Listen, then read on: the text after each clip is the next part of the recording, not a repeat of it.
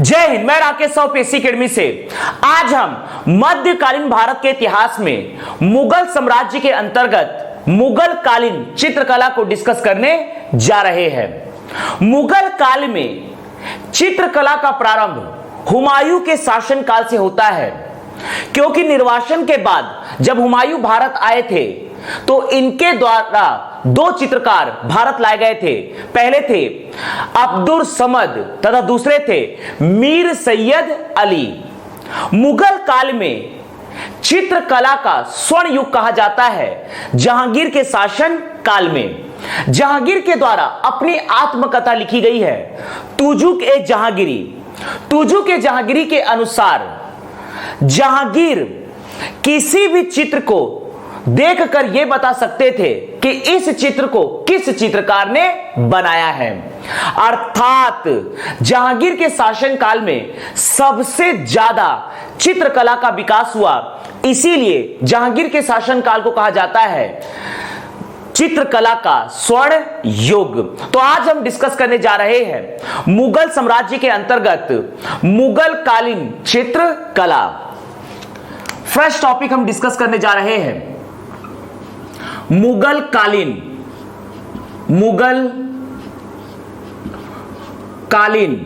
चित्रकला। मुगल कालीन चित्रकला फर्स्ट टॉपिक हम डिस्कस करने जा रहे हैं मुगल कालीन चित्रकला। सबसे पहले देखते हैं हुमायूं, मुगल वंश के शासक हुमायूं। हुमायूं के शासन काल में भारत आने वाले चित्रकार थे अब्दुल समद तथा मीर सैयद अली। हुमायूं के शासन काल में भारत आने वाले चित्रकार थे, हुमायूं के समय में भारत आने वाले चित्रकार थे अब्दुल समद तथा मीर सैयद अली। इनके शासन काल में चित्रकार थे अब्दुल समद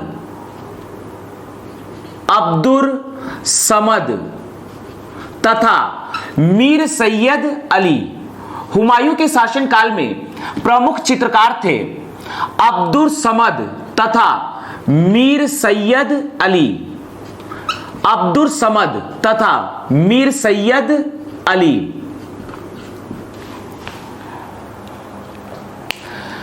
1540 में हुमायूं शेर शाह सूरी से युद्ध हारते हैं, कन्नौज या बीलग्राम का युद्ध, और इस प्रकार से भारतवर्ष में द्वितीय अफगान शासन या सूरी वंश का प्रारंभ हो जाता है।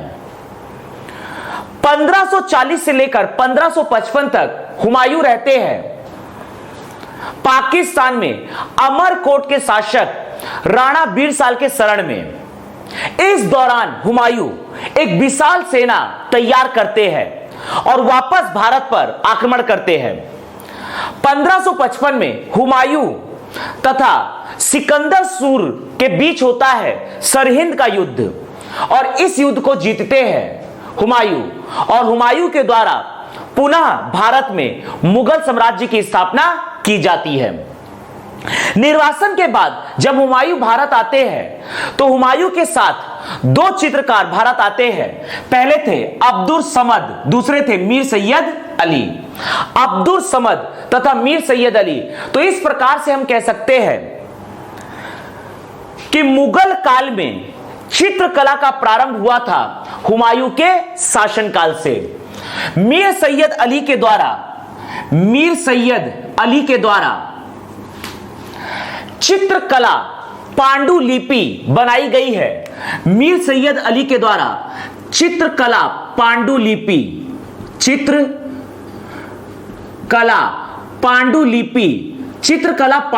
का अर्थ होता है चित्र संग्रह। चित्रकला पांडुलिपि का अर्थ होता है चित्र संग्रह। अर्थात मीर सैयद अली के द्वारा एक ऐसी पुस्तक बनाई गई जिसमें 1200 चित्रों का समूह था, चित्रों का संग्रह था। यदि किसी पुस्तक में चित्रों का समूह होता है बहुत सारे चित्र होते हैं, तो इसे कहा जाता है चित्रकला पांडुलिपि, अर्थात अपने हाथ से बनाए गए चित्र जिसे एक पुस्तक का रूप दिया जाए। हुमायूं के शासनकाल में मीर सैयद अली के द्वारा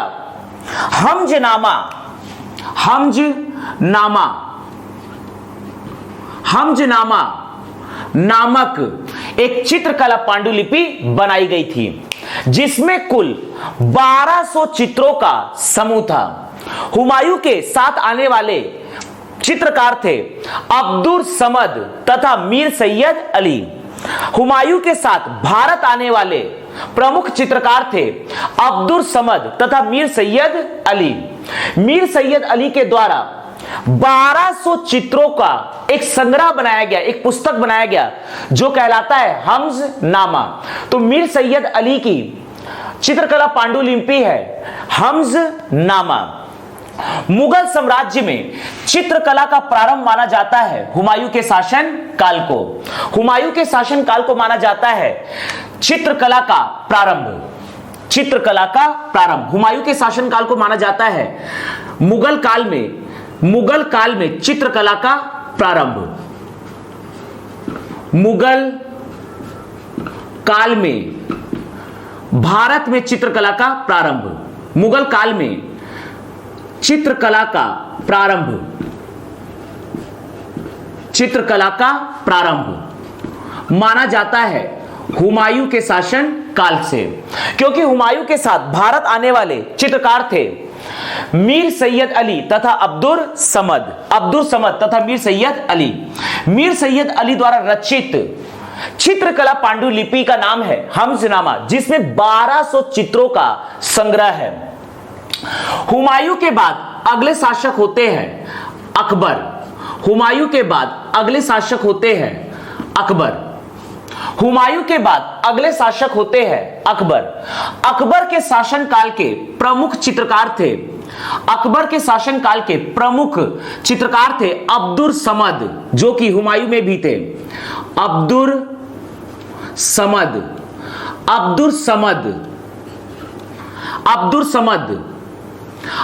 समद को अकबर ने उनकी चित्रकला से खुश होकर एक उपाधि प्रदान किया।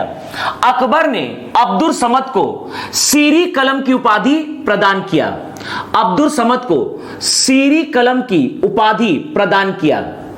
अब्दुल समद चित्रकार अब्दुल समद को अकबर के द्वारा सीरी कलम की उपाधि प्रदान किया गया। अकबर के शासनकाल में कुल 17 चित्रकारों के नाम का वर्णन मिलता है, जिसमें से हमें 3 चित्रकारों के नाम याद रखने हैं, अब्दुल समद, दसवंत तथा बसावन। दसवंत के द्वारा रचित चित्रकला पांडुलिपि, दसवंत के द्वारा रचित चित्रकला पांडुलिपि, दसवंत के द्वारा रचित चित्रकला पांडुलिपि, दसवंत के द्वारा रचित चित्रकला पांडुलिपि, चित्रकला पांडुलिपि। चित्रकला पांडुलिपि का अर्थ है चित्रों का समूह। दसवंत के द्वारा अकबर के शासनकाल में रचित चित्रकला पांडुलिपि अर्थात ऐसी पुस्तक जिसमें चित्रों का समूह हो, वो है रज्मनामा।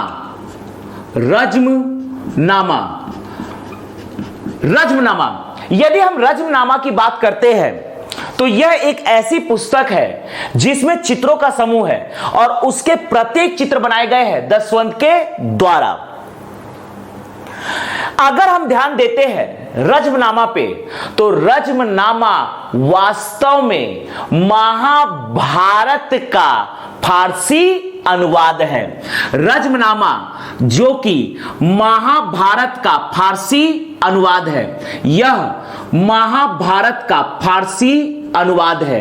रज्मनामा महाभारत का फारसी अनुवाद है। रज्मनामा महाभारत का फारसी अनुवाद है।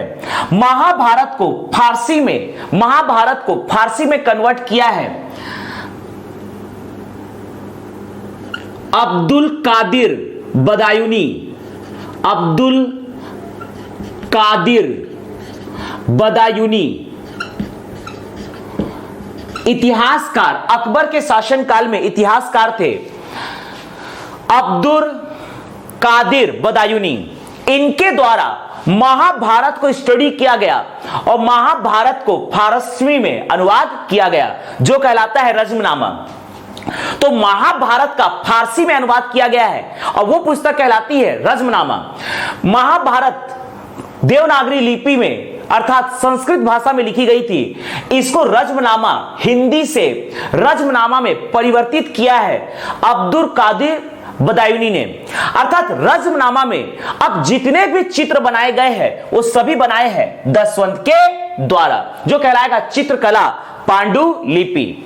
ध्यान देने वाली बात यह है कि रज्मनामा महाभारत का ही फारसी में अनुवाद है।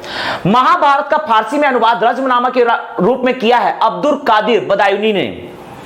लेकिन रज्मनामा जो कि महाभारत का फारसी में अनुवाद है, इसमें जितने भी चित्र बने हुए हैं इस पुस्तक में वो सभी बनाए हैं दसवंत के द्वारा। वो सभी दसवंत ने बनाए हैं। दसवंत के चित्रकला पांडुलिपि में एक तो है रज्मनामा, एक है रज्मनामा। इसके अतिरिक्त है तूतीनामा, इसके अतिरिक्त है तूतीनामा खानदाने तैमुरिया, तूतीनामा खानदाने तैमुरिया। तूतीनामा के बाद है खानदाने तैमुरिया, खानदाने तैमुरिया, खानदाने तैमुरिया।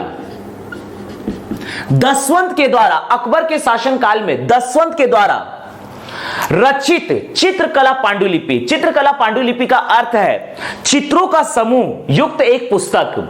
तो दसवंत के द्वारा चित्रकला पांडुलिपि में लिखा गया है रज्मनामा तूतीनामा खानदाने तैमुरिया, रज्मनामा तूतीनामा खानदाने तैमुरिया, रज्मनामा तूतीनामा खानदाने तैमुरिया।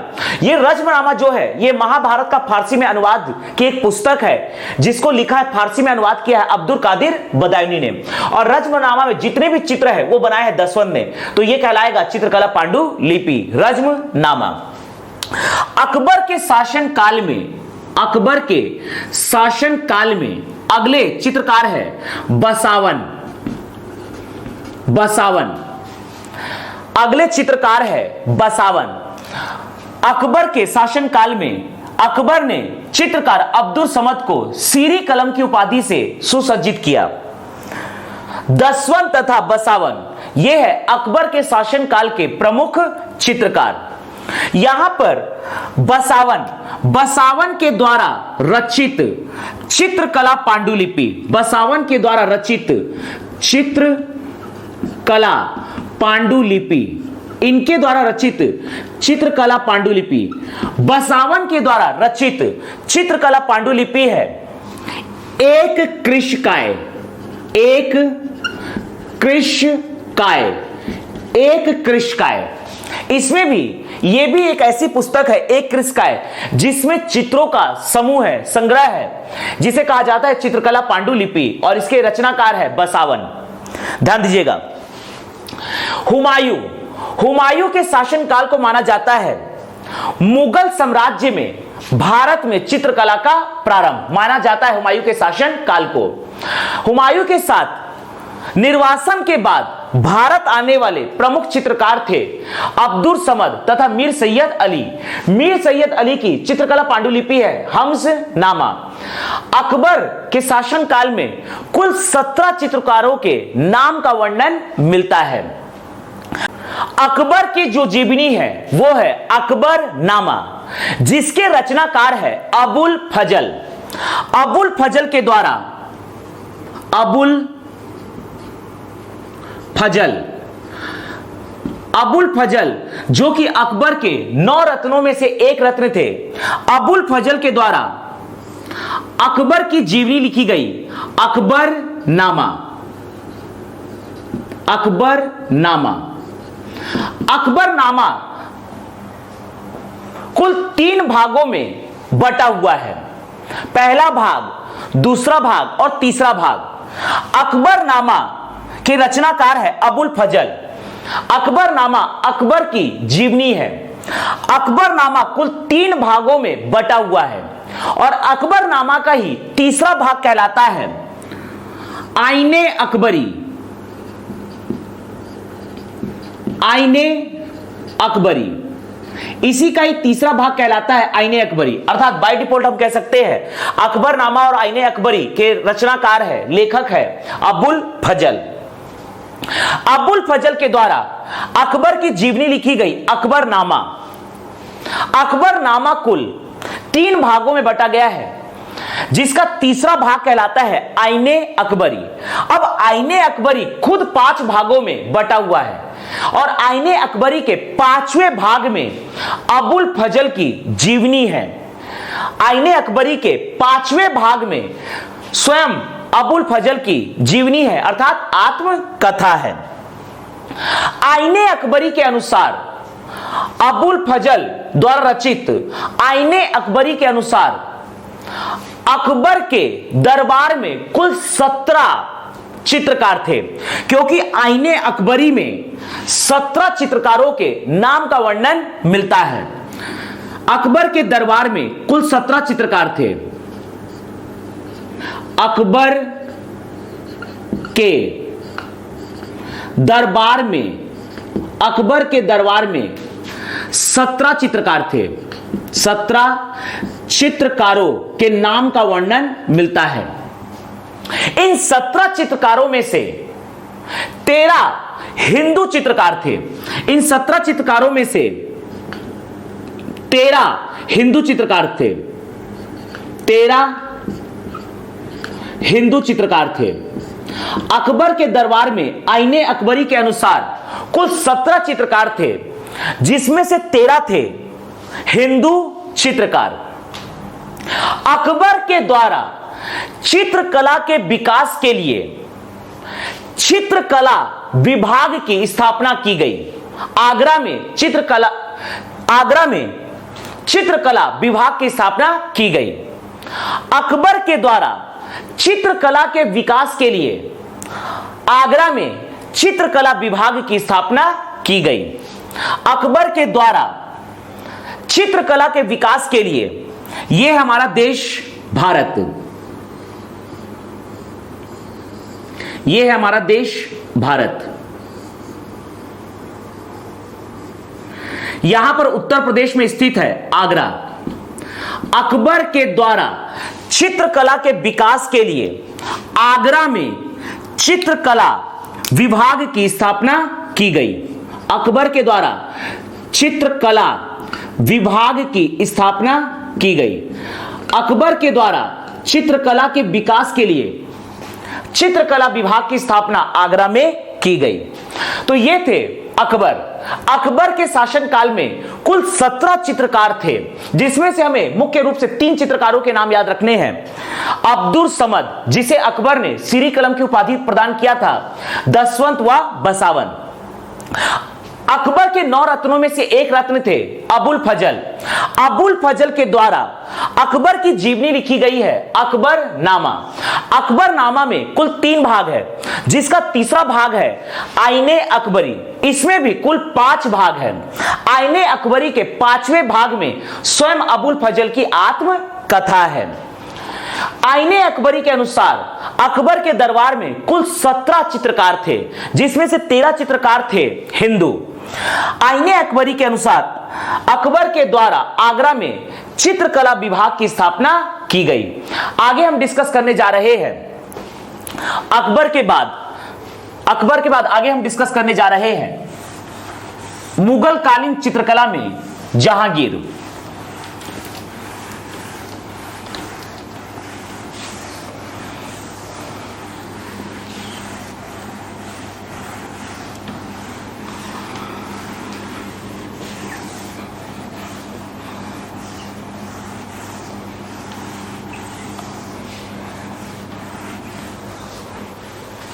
ध्यान दीजिएगा, आगे हम डिस्कस करने जा रहे हैं जहांगीर।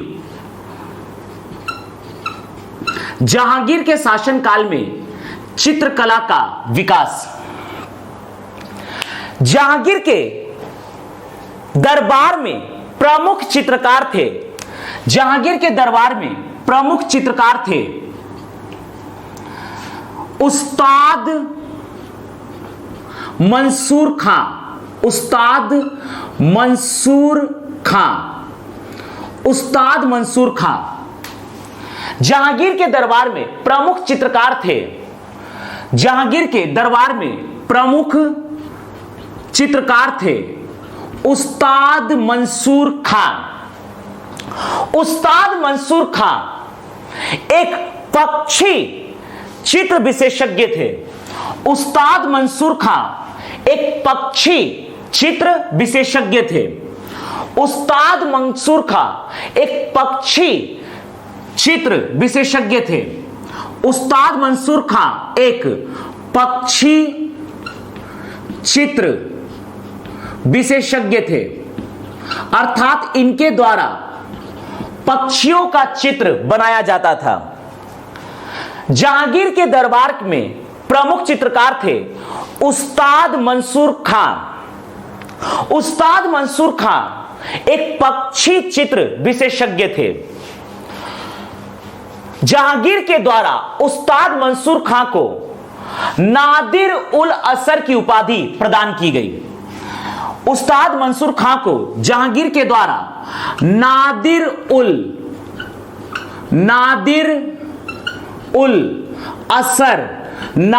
उल असर की उपाधि प्रदान की गई।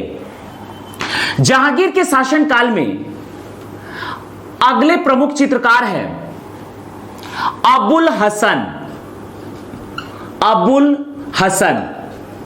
जहांगीर के शासनकाल में अगले प्रमुख चित्रकार है अबुल हसन।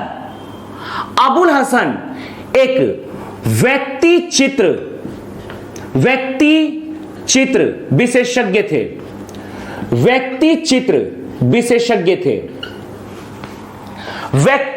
विशेषज्ञ थे जहांगीर के दरबार में चित्रकार अबुल हसन। जहांगीर के द्वारा अपनी स्वयं की आत्मकथा लिखी गई है। उस पुस्तक का नाम है फारसी भाषा में रचित जहांगीर की आत्मकथा तुजुक ए जहांगीरी। जहांगीर के द्वारा अपने स्वयं की पुस्तक लिखी गई है जो है उनकी आत्मकथा तुजुक ए जहांगीरी, फारसी भाषा में लिखी गई है। जहांगीर के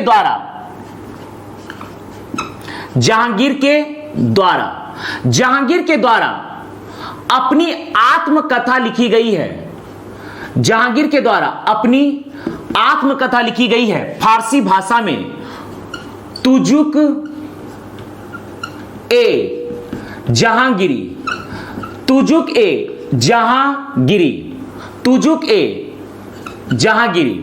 जहांगीर के द्वारा फारसी भाषा में तुजुक ए जहांगीरी नामक अपनी आत्मकथा लिखी गई है। हालांकि जहांगीर की मृत्यु होती है 1627 ईस्वी को। जहांगीर जब जम्मू कश्मीर से वापस दिल्ली लौटते रहते हैं तो तबीयत खराब होने के कारण जम्मू कश्मीर के भीमवार नामक स्थल में 1627 ईस्वी को जहांगीर की हो जाती है मृत्यु। जहांगीर के पुत्र शाहजहां द्वारा जहांगीर के मकबरे को बनाया जाता है लाहौर के सादरा में। तो इस प्रकार से जहांगीर का मकबरा स्थित है लाहौर के सादरा में। जहांगीर के द्वारा अपनी आत्मकथा फारसी भाषा में लिखी गई है तुजुक ए जहांगीरी। लेकिन 1627 ईस्वी में जहांगीर की अकस्मात मृत्यु हो गई और इस प्रकार से तुजुक ए जहांगीरी थोड़ा सा इनकम्प्लीट रह गया। तो इस प्रकार से तुजुक ए जहांगीरी इसको कंप्लीट करते हैं मोतबिंद खां। तुजुक ए जहांगीरी को कंप्लीट करते हैं जहांगीर के अतिरिक्त तुजुक ए जहांगीरी को कंप्लीट करते हैं मोतबिंद खां। अर्थात जहांगीर के द्वारा अपनी आत्मकथा लिखी गई है तुजुक ए जहांगीरी, जिसे पूरा किया है मोतबिंद खां ने। तुजुक ए जहांगीरी फारसी भाषा में लिखी गई है। तुजुक ए जहांगीरी के अनुसार तुजुक ए जहांगीरी में जहांगीर लिखते हैं कि मैं किसी भी चित्र को देखकर यह बता सकता हूं कि इस चित्र को किस चित्रकार ने बनाया है। अर्थात तुजू के जहांगीरी के अनुसार जहांगीर अपने स्वयं की पुस्तक तुजू के जहांगीरी में लिखते हैं कि मैं किसी भी चित्र को देखकर उस चित्र की शैली के अनुसार यह बता सकता हूं कि उस चित्र को किस चित्रकार ने बनाया है। अगर कोई चित्र मेरे सामने प्रस्तुत किया जाए तो मैं देखकर यह बता दूंगा कि किस जीवित चित्रकार या मृत चित्रकार ने इस चित्र को बनाया है। यदि किसी चित्र में फेस है, शक्ल है, तो उस शक्ल को देखकर मैं यह बता दूंगा कि आंख किस चित्रकार ने बनाया है और भौहें किस चित्रकार ने बनाया है। यदि कोई चित्र है, उस चित्र में भौहें किसी एक चित्रकार ने बनाया है, आंख किसी दूसरे चित्रकार ने बनाया है, तो मैं ये देखकर बता दूंगा कि भौहें को किस चित्रकार ने बनाया है, आंख को किस दूसरे चित्रकार ने बनाया है। मतलब जहांगीर एक चित्रकला प्रेमी थे, चित्रकला को पहचानने में निपुण व्यक्ति थे। जहांगीर के शासनकाल में सबसे ज्यादा चित्रकला का विकास हुआ है मुगल साम्राज्य में। मुगल साम्राज्य के अंतर्गत जहांगीर के शासनकाल में सबसे ज्यादा चित्रकला का विकास हुआ है। इसीलिए जहांगीर के शासनकाल को कहा जाता है, जहांगीर के शासनकाल को कहा जाता है चित्रकला का स्वर्ण युग। चित्रकला का स्वर्ण युग, चित्रकला का स्वर्ण युग। इसलिए जहांगीर के शासनकाल को कहा जाता है चित्रकला का स्वर्ण युग। तुजू के जहांगीरी के अनुसार जहांगीर किसी भी चित्र को देखकर यह बता सकते थे कि इस चित्र को किस चित्रकार ने बनाया है। जहांगीर के शासनकाल में लघु चित्र का प्रचलन हुआ। लघु चित्र का प्रारंभ माना जाता है जहांगीर के शासन काल से। लघु चित्र का प्रारंभ हुआ है जहांगीर के शासन काल से। लघु चित्र का प्रारंभ हुआ है जहांगीर के शासन काल से। जहांगीर के शासन काल में चित्रकार उस्ताद मंसूर खां, जो कि थे पक्षी चित्र विशेषज्ञ, जहांगीर के द्वारा उस्ताद मंसूर खां को नादिर उल असर की उपाधि प्रदान की गई। अगले चित्रकार हैं अबुल हसन। अबुल हसन को जहांगीर के द्वारा नादिर उल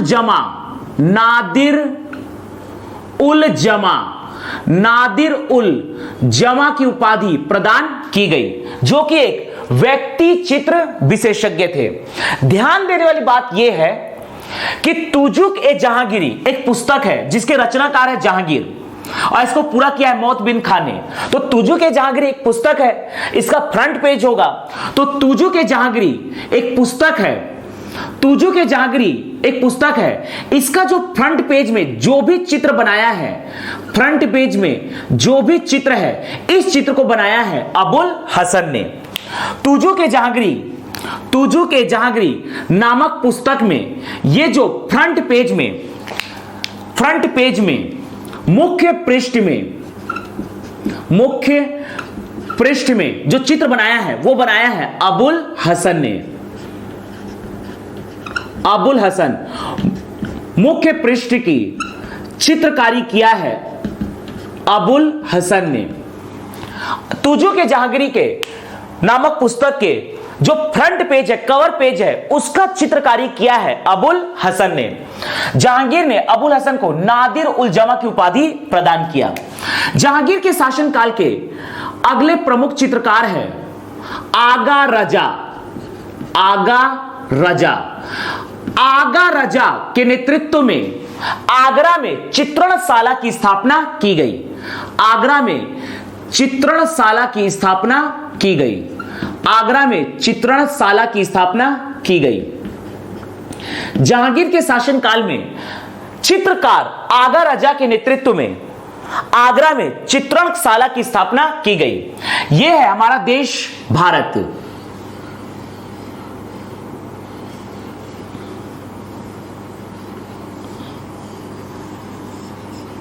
यह है उत्तर प्रदेश में आगरा। आगरा में बनाया गया चित्रणशाला। आगरा में बनाया गया जहांगीर के शासनकाल में चित्रणशाला जहांगीर के शासन काल में, और इसके संस्थापक थे चित्रकार आगा रजा। इसके संस्थापक थे चित्रकार आगा रजा। जहांगीर के शासनकाल को मुगल साम्राज्य में भारत में चित्रकला का स्वर्ण युग माना जाता है। जहांगीर के बाद अगले शासक हुए हैं शाहजहां के शासनकाल के प्रमुख चित्रकार थे। शाहजहां के शासनकाल में प्रमुख चित्रकार थे फकीर उल्ला।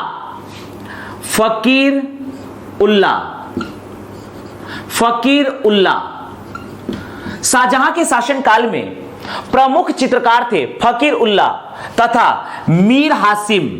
चित्रकार मीर हासिम,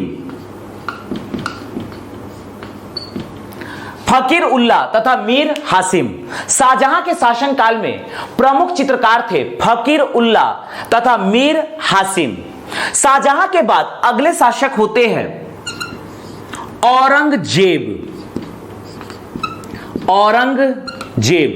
अगले शासक होते हैं औरंगजेब। ध्यान देने वाली बात यह है कि जब औरंगजेब शासक बनते हैं 1658 ईस्वी, और इनका शासन काल चलता है 1707 ईस्वी तक। तो 1658 को जब औरंगजेब मुगल साम्राज्य के शासक बनते हैं तो इनके द्वारा चित्रकला का समापन कर दिया जाता है, चित्रकला पर प्रतिबंध लगा दिया जाता है। औरंगजेब का मानना था